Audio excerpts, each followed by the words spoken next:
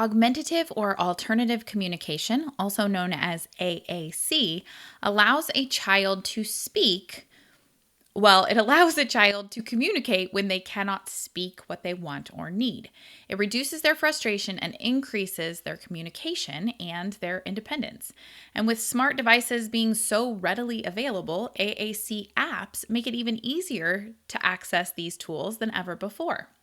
I'm speech language pathologist Carrie Clark, and on today's episode of the Speech and Language Kids podcast, I'm going to be telling you about a few of my favorite AAC devices and apps and showing you how to use them to support a child who is struggling to speak or is having a hard time being understood when they speak. So, if you would like any of our show notes for today, including the links to these specific apps I'm going to talk about, you can head over to speechandlanguagekids.com/AAC-podcast. So that's where you'll be finding all of the notes there. All right, so I am actually live as I'm recording this inside the hub, the Speech and Language Kids hub. So I see Kim and Kiara are in here with me already. Hello, welcome. If you guys have any questions as we're going along, you can type those into the chat and I will take those as we go. Hi, Harissa. Hi, Sarah. Hi, Amar. Welcome. All right, so you guys go ahead and type those questions in as we go through. And if you are listening to this recording after the fact, then I encourage you to join us in the hub for our podcast recordings. You can find those every Monday afternoon, and I go live inside the hub, and that is available to all members, including if you have our freebies plan. So I would love to see you guys in there. And that allows me to, interact with you guys a little more directly and take questions and comments while we're doing the podcast. So I really love getting to do that. Hey, Kim. Hi, Amar. Welcome. Hey, Leanne. Okay, awesome. So you guys pop those questions in as we're going along, and we will get to work talking about these AAC apps. All right, so I like to start with a story, and today's story takes us back to the 2023 ASHA convention, so the American Speech Language Hearing Association. And for any of you who haven't already been to an ASHA convention, they are wild. They are overwhelming, and there's a lot going on.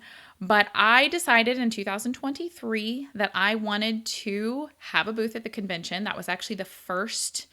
I guess that was the year that we released the app, the Speech and Language Kids Hub app. And so I wanted to have a booth so that I could talk about the app and show people what we had. But to say I was overwhelmed is an understatement. It was so much. I think there's about 15,000 people, like 15 to 20,000 people or so that go to the ASHA convention. And there's over 300 booths in the exhibit hall, which feels like it just goes on for miles. So there I was feeling incredibly overwhelmed, incredibly stressed. I was running my booth by myself. So I just kind of hunkered down in my booth like it was my fortress. And I would talk to people as they came up, and I was talking about the hub.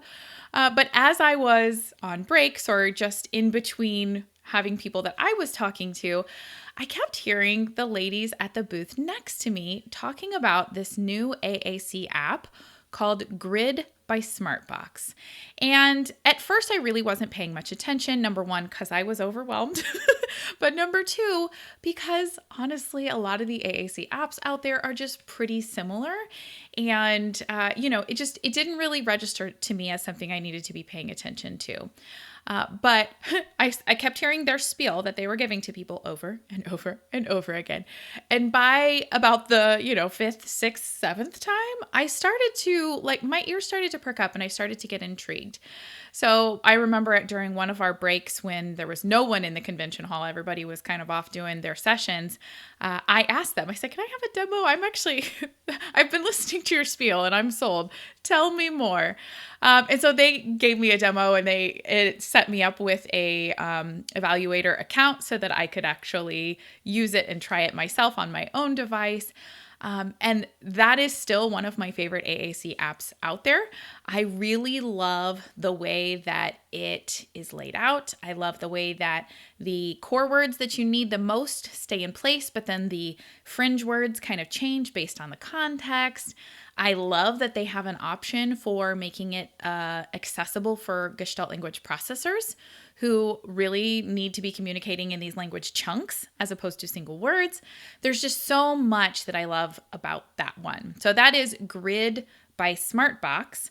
And that is available. I know it's available on iPad and on computer. I'm not sure about Android, if they have an app or if you have to use the computer version. But yeah, so that one's my favorite one currently. But I have to admit that number one, I haven't tried all of the AAC apps out there. So I'm sure there are some that I am missing. But as I said before, a lot of the AAC apps are similar. They have similar layouts, they have similar functions, they all have pretty much the same features, but maybe in slightly different ways. And so there's a lot of flexibility here in terms of which ones you choose. And I'll give you some advice on choosing them here in a moment, but I'm going to list out 5 of them that I myself have used and that I like so that you have some to start looking at. And then we're going to talk about how do you choose one and how do you use one. All right. So those of you who are in here with me in the Hub Live, have any of you used any of these? So as I'm going, tell me if you've used any of these, and then if there's any others that you guys recommend that you've used that you like that aren't on my list, and then that'll kind of help us get a good list going. Okay. So Grid AAC by Smartbox. And again, if you need any of these links, if you are listening to the recording later, you can go to speechandlanguagekids.com/AAC-podcast, and that will take you right to this one. Okay, so Grid AAC by Smartbox. I also like Touch Chat AAC by Saltillo. That's Saltillo, Saltillo, or Saltillo. I'm not sure how they say that. But that one's a good one. It goes along with the Nova Chat. So if you are familiar with the dedicated devices, right? So AAC can come with these apps that you put on your phone or your tablet, or you can actually get devices from these companies where the only thing loaded on that device is the AAC app, which is really helpful if you have a kid who keeps closing out of their AAC app to go play a game or watch YouTube. You can actually get these dedicated devices. So the dedicated device by Saltillo is Nova Chat, but then their app version is Touch Chat. I also like Proloquo to Go by Assistiveware. That is a good one because it is app-based and it is very user-friendly for the app. So I like that one for sure. There's one called Avaz, A-V-A-Z, AAC by Avaz Inc. And then there's one by Tobii Dynavox, which Tobii Dynavox is a big company in our speech world. And they have one called Sonoflex. Okay, so those are the 5 that I have used. Those of you who are with me here live in the Hub, let me know, have you used any of those, or are there other ones that you like as well? Okay, so I know I just gave you several choices and I didn't rank them aside from saying that really my favorite right now is Grid. But here's the thing. The best AAC app is the one that you have access to. And so in all honesty, all of these AAC apps have most of the same basic features.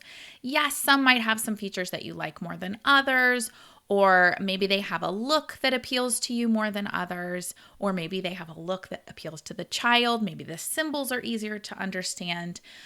But in general, these AAC apps are all basically the same. So what's more important is that you have something that works, right? So if you are limited by price, if you are saying, I can't spend hundreds of dollars on an AAC app, then finding one that is a cheaper alternative is not a bad thing, okay? Yes, these apps are worth the money, and if you were to get a dedicated device, it would be thousands of dollars, so a couple $100s for an app is reasonable, but if you can't afford it, you can't afford it, and there's no use in feeling bad that you can't afford the fancy expensive one when they all have similar functions, okay? If you are limited by your device type, right? I know that a lot of these apps are available on iPad or Apple, but they're not available on Android yet. And so if you don't have access to the one you really want because of your device type, don't go out and buy a new device. Find one that works on your device, right? There's all these factors that are going to play into what you can get your hands on. And then if we are also working with teachers or parents and they have a preference of what they already know, maybe because they're using it with another student, or maybe it's what they're already using at home, that's great. If we already have access to something, that's the best AAC app for that family. Okay. So try not to get too hung up on which one is the best and just get the one that you can to get started. If they have a free trial version that you can try it out, do that. If you can go watch videos on their websites and see which one you like the look of better or the functionality of better, awesome. If you've got options, great. If not, though, if you just have access to one thing, go with it, okay? Don't feel bad about those limitations. Now, if you are a parent or a teacher and you are wanting to try to find a good fit, there are speech language pathologists who specialize in the evaluation process when it comes to AAC. So they actually sit down with the child and try all these different systems and say, okay, how did this one work? How did this one work? Which one do they seem to be more attracted to, right? And so those kinds of evaluations can be incredibly helpful if you do have some options, if you do have the funding, if you do have devices, right? So make sure that you seek out advice from a speech language pathologist who has experience with those different platforms, and then have them recommend a specific app if that's available to you. I also have a link on the show notes that goes to a review I did for some of the AAC apps. I don't think Grid is on there, but I think maybe the other ones are, maybe even some additional ones. So if you'd like to see a review that actually compares the features, that's available. But I wanted to focus on this podcast episode. I wanted to focus more on just letting you know that it's a thing, showing you where to look for some of the ones that I think are good, and then really focusing in on how do we use these apps to help a child communicate? Because I think that this is where the magic is. Not did I get the best app, but am I using it in such a way that it supports the child's learning? Okay, so that's what we're going to focus on for the rest of the episode. Okay, so let's dive into how we use these apps specifically for kids. We are talking about children who are struggling to communicate with those around them, or children who are maybe speaking, but no one can understand them, maybe children who aren't speaking at all yet. The idea is that the child will be able to push a button to tell you what they need if they can't speak that message in a way that's understood by others. So this right here, this is an incredibly powerful tool because it does a number of things for the child. Number one, it reduces frustration. If they know that they have a way to communicate that want or that need, they are going to be less frustrated when it comes to communicating. And you know what's real fun? A lot of these kids, when they are struggling with speech and struggling to get those words out, it actually makes it harder for them to speak the more frustrated they are because their brain is too taxed, right? So if we can lower that frustration level in general, it actually makes it easier for them to speak as well. Oh no. Okay. Sarah's saying that the sound quality is going down. The rest of you who are in here with me live, can you still hear me okay? I think my recording is okay, but I was having some internet problems the other day, so it could be me. I'm going to keep going, but let me know if you guys are having trouble hearing me. Okay, so it's going to reduce our frustration. It's also going to bypass any intelligibility or motor planning issues that child has, and it's going to allow them to be able to communicate with those around them, right? And that's super powerful. It also gives children a way to practice and learn those language skills before their mouths catch up, right? Because our children learn language by communicating and using and practicing those words in everyday life. And if they don't have the opportunity to practice creating long sentences because their mouth can't do it, then they're not learning those language skills. But if they have the opportunity to practice those language skills through button pushing or through some sort of a device, then that's going to help as well. All right? Okay, hang on just a sec. Okay, we're back. I had to do a quick cutout just so that we could fix the audio quality. Okay, so anyway, these are all the ways that it's going to help these students. It's going to reduce their frustration. We're going to be able to bypass the intelligibility or motor planning issues and give children a way to practice and learn those language skills until their mouths can catch up. And the question I always get at this point is it going to prevent them from speaking? Is it going to cause them trouble in terms of, they're just going to rely on the device and they're not going to take the time to speak? And no, the research shows that that is not what's happening. And in fact, the research actually shows that in a lot of cases, it speeds up the process of learning to speak. And it is for those exact reasons that we just said, right? It reduces the frustration. So they are more likely to be able to try, to be willing to try. And if you think about it, if you had an AAC device in front of you, would it be quicker for you to just say what you want or push the buttons? It would be quicker for you to say it, right? And so if you are giving a device to a kid and they can't speak, yes, it's going to be quicker to do the buttons. But once their mouth catches up and they're able to make those sounds and produce those words, it's going to be quicker for them to just say it. So they will, okay? So research does not show that it's going to stop a child from learning to speak. So that's important to know as well. All right. So let's talk about how do we use these AAC apps to help our students, help our children, help our clients. So basically what you're going to see when you log into one of these apps is it's going to have a whole bunch of buttons for a whole bunch of different words. And I'm going to simplify this down for you as much as possible. The best way to teach a child to communicate using an AAC app is through modeling. When you are talking to the child, push a button that corresponds with what you're saying. Push those buttons all day long. Push one button at a time, combine two buttons together to make a longer utterance, show them where those buttons are on their device.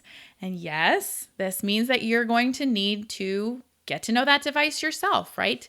Play with the app when the child's not around or when you're setting it up. Figure out where all the words are, find the different buttons and what they do, and enjoy that process, right? We want to use that device as much as possible. Now, you don't have to push a button for every word you say. That would be exhausting. And that's not the way the child's going to use it right away anyway, right? We want to just pull out some of those key words that we are saying and find those on the device. Now, which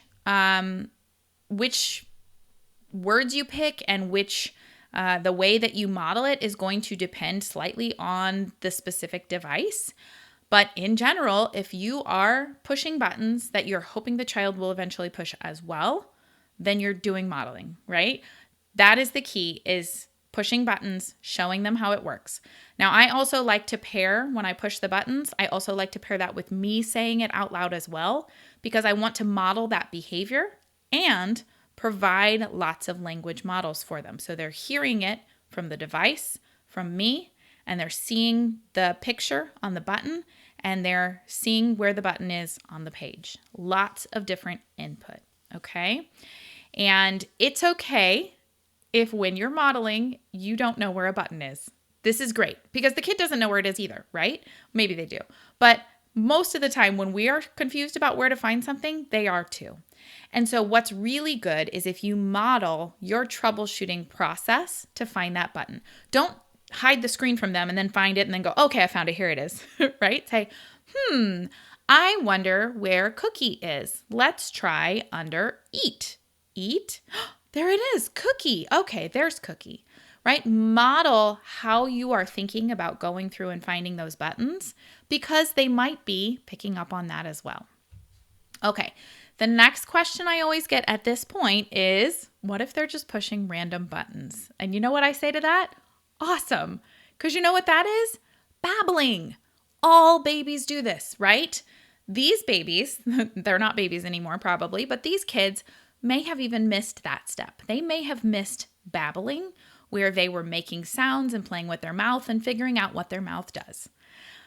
They also, though, need to babble to learn on the app what the app can do. And that means pushing random buttons. Okay, so it's okay if they're just going through and pushing all the buttons in order and listening to what they say. Or if they're pushing one button over and over and over and over again. It might drive us nuts, But what that is doing for them is helping them understand that every time that button is pushed, it is going to say the exact same thing in the exact same way. And if they need to just be there and experience that for a while, that's okay. We want them to do this. We want them to explore the device. We want them to push random buttons because that is the learning process. So it is important that we allow time for that, right? We allow them time for button pushing. Now, I will also say at this point that I get a lot of, especially the teachers who say, well, that's great, but I'm trying to run a circle time and they're just pushing cookie, cookie, cookie, cookie over and over again. And I get that too. But instead of taking their device away from them, what's really important for us to try is to treat this as if it is their voice. Any other child in that circle time, you're not going to be able to just take their voice box away. They can still talk during circle time if they want to. So instead of taking the device away, we can help them learn when it's okay to be pushing buttons and when it's time to have a quiet voice or a quiet talker. And so we can help them by using visual aids, just like we do with other children who are having a hard time remembering to be quiet. We can remove them from the activity if they're not complying, but taking away their device is counterproductive to what we want, which is we want them to lean on that. We want them to use it functionally. Losing audio again. I'm sorry, Sarah. Okay, I'm going to go ahead and finish out the podcast, and then we'll have the recording again later, and I will work on this tech issue. I apologize.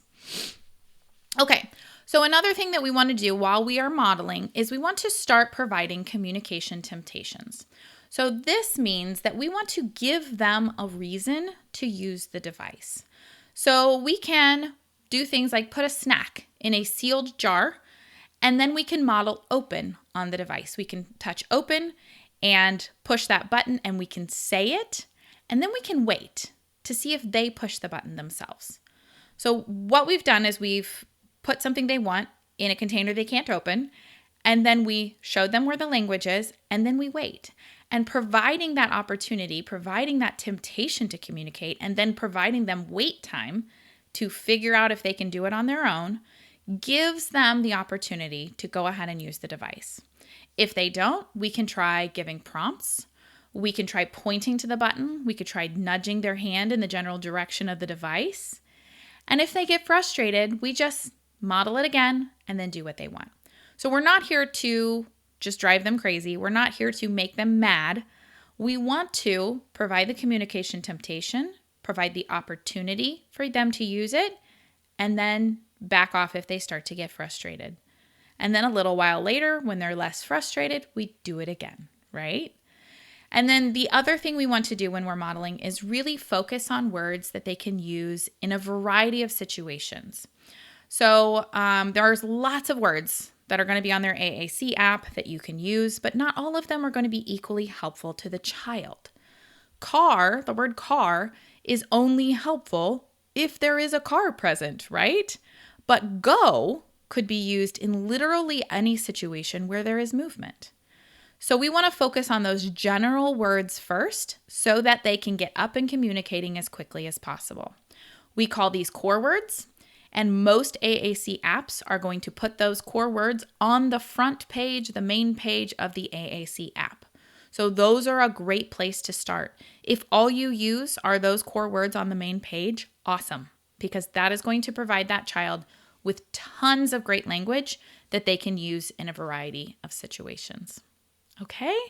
So I'm going to go ahead and wrap up the podcast for now. But if you have questions on AAC apps, on how to use this, any of those things, then you can join us inside the Hub. We have full courses on AAC inside the Hub.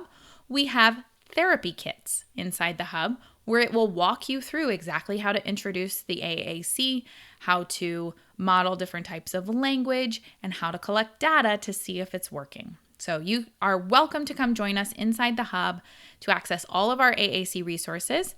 You can go to hub.speechandlanguagekids.com, and if you have any questions, you can message me inside the Hub, and I'd be happy to help you find those things. All right. Thank you all so much for joining me on the podcast today. I hope you join us next week. We are going to be talking about our Gestalt language processors. So that's going to be a really good one. We've been having lots of questions about that lately. So join me for that next week. And don't forget to subscribe to the podcast and let me know if you have any other questions. Bye for now and have a great day.